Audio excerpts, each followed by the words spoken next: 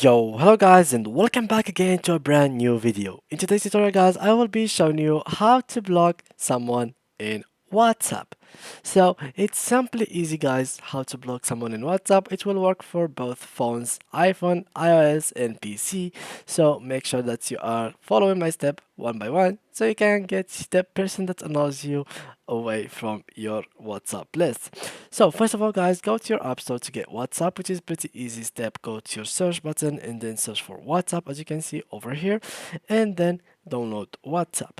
The next thing is make sure that this person is not in your contact, or like you can keep it in your contact, no problem with that, but make sure to that you are blocking him from both ways, your contact and WhatsApp. So for example, now after I downloaded my WhatsApp, what I'm going to do is go into it and let's pick someone to be my test. So I don't know, I can try it with this person for example. So basically what I'm going to do is click into it, click in more, and as you can see here you will find multiple options like delete chat, clear chat, export chat, add to contacts and mute.